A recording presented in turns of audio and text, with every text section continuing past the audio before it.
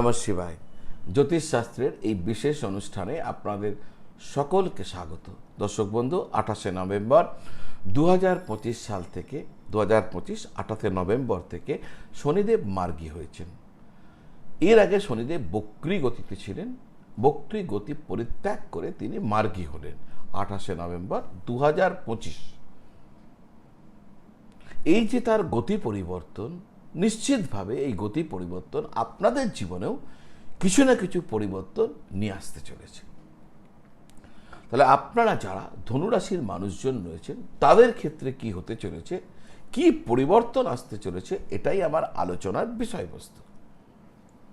দর্শক বন্ধু, এটা এই জন্যই আলোচনা করছি কারণ শনিদেব এখন এই অবস্থায় 2026-এর 27 জুলাই পর্যন্ত অবস্থান করবেন, বেশ কিছুটা সময়। তাহলে এর প্রভাব আপনাদের বেশ কিছুটা সময় ভোগ করতে হবে।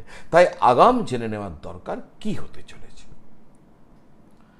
দর্শক বন্ধু, সমস্ত কিছু নিশ্চয়ই বলবো, কিন্তু তার আগে আপনারা যারা আপনাদের জন্মপত্রিকা আমাকে দেখাতে চাইছেন, জ্যোতিষীয় প্রতিকার প্রতিবিধান ইত্যাদি নিয়ে জানতে চাইছেন, জ্যোতিষীয় কোনো জিজ্ঞাসার উত্তর পেতে চাইছেন, তাহলে এই স্ক্রিনের নিচে যে নাম্বার দেওয়া আছে 9830564500, ওই নাম্বারে ফোন করে বা হোয়াটসঅ্যাপ করে যদি যোগাযোগ করেন, আমার অফিস থেকে বলে দেবে কিভাবে আপনারা অনলাইন পদ্ধতির দ্বারা, অর্থাৎ চাইলে আপনি ঘরে বসে ভিডিও কলের মারফত, টেলিফোন কলের মারফত, সব থেকে তো ভালো ভিডিও কল, আপনি আমাকে দেখবেন, আমি আপনাকে দেখব, এইভাবে কমিউনিকেশনস করে আমি আপনার যাবতীয় প্রশ্নের উত্তর দিয়ে দেব।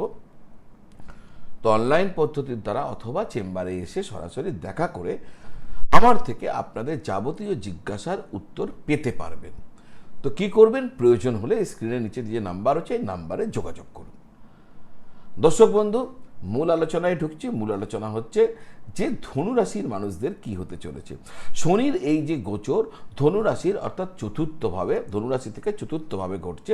চতুর্থ ভাব হচ্ছে মূলত সুখ, গৃহ, জমি, যানবাহন, মা ইত্যাদির, ভূমি, ভবন, পদ, প্রতিষ্ঠা, মা, যানবাহন ইত্যাদি, এবং মানসিক শান্তি।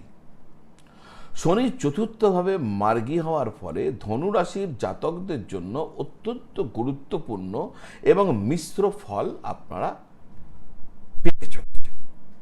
এই সময়কালে শনি মহারাজ আপনার চতুর্থভাবে বসে 3টি গুরুত্বপূর্ণ ঘরে দৃষ্টি দেবেন। একটি হলো 6, একটি হলো 10, আর একটি হলো প্রথম।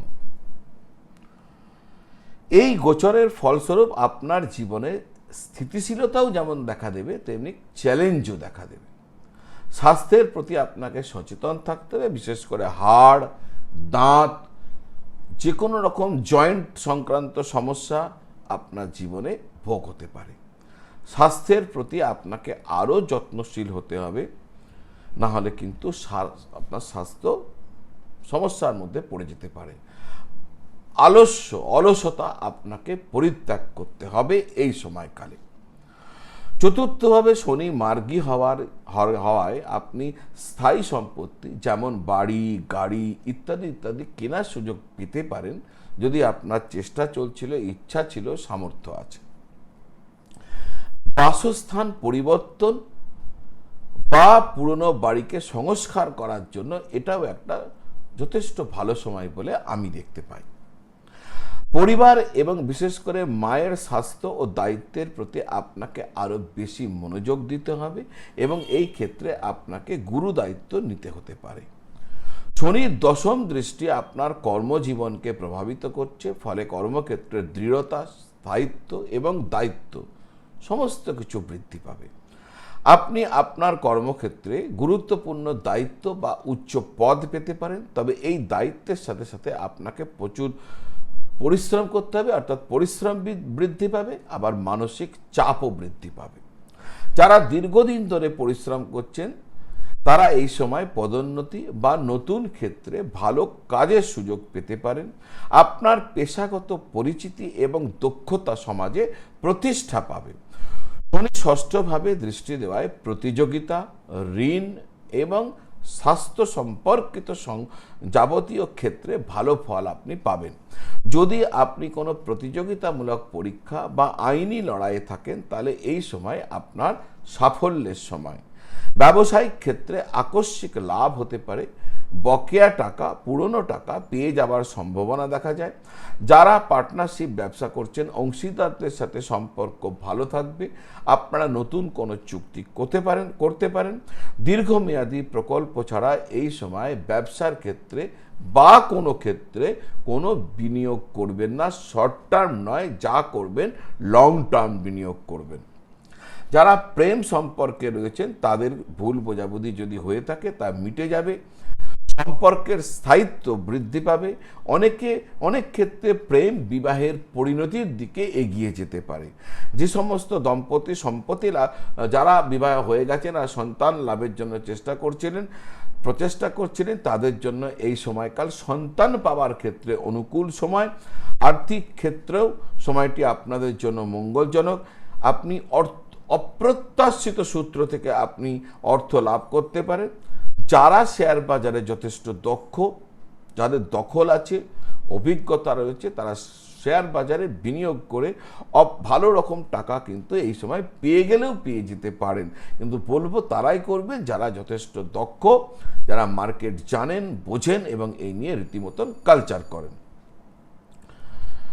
তবে হ্যাঁ, আমি তার সাথে সাথে আর একটা জিনিস বলবো, শর্ট টার্ম বিনিয়োগ করবেন না, কারণ আগেও বলে গেছি আপনাকে বিনিয়োগ করতে হবে লং টার্ম।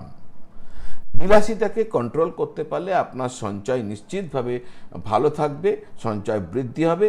এবার প্রশ্ন হচ্ছে, এই যে আমি ভালো ভালো কথাগুলো বললাম সবই কি হতে চলেছে আপনাদের জন্য যারা ধনুরাশির মানুষ? তাহলে আমার উত্তর হচ্ছে না, সবার নয়। যাদের জন্ম পত্রিকাতে শনিদেব 6, 8, 12 নম্বর ঘরে বসে আছেন বা মেষ রাশিতে বসে আছেন, আমার এই আলোচনা এত ভালো ভালো কথা তাদের ক্ষেত্রে প্রযোজ্য হবে না। এটা তাদের ক্ষেত্রেই প্রযোজ্য হবে যাদের কুণ্ডলিতে শনিদেব 6 নম্বর, 8 নম্বর, 12 নম্বর ঘরে বসে নেই, শনিদেব মেষ রাশিতে বসে নেই, বর্তমান তার যে দশা মহাদশা চলছে সেটা তার পক্ষের দশা মহাদশা চলছে, বা সব থেকে ভালো হয় যদি শনির মহাদশা বা অন্তর্দশা চলছে। কারণ দশা আপনার দিশা ঠিক করে দেয়। যখন দশা আসে তখন গ্রহ অ্যাক্টিভ হয়ে ওঠে, তখন আপনাকে ফল দেয়, অন্য সময় তারা ফল দিতে পারে না। তো যদি দশা চলছে, যদি শনিদেব 6, 8, 12 নম্বর ঘরে নেই, যদি শনিদেব মেষ রাশিতে বসে নেই, তাহলে এই ধরনের ভালো ফলাফল আপনার জন্য অপেক্ষা করছে। তো দর্শক বন্ধু, এত অবধি যখন ভিডিওটা দেখেছেন, আপনার অনেকেই শেষ পর্যন্ত ভিডিও দেখেন আর সাবস্ক্রাইব করতে ভুলে যান। আমার অনুরোধ, বিনম্র নিবেদন, চ্যানেলটি সাবস্ক্রাইব করে বেল আইকন প্রেস করে দেবেন। মাত্র কয়েক সেকেন্ডের ব্যাপার। পারলে একটা কমেন্ট করবেন, লাইক করবেন। আপনারা সকলে খুব ভালো থাকবেন আর সকলকে খুব ভালো রাখবেন। নমস্কার।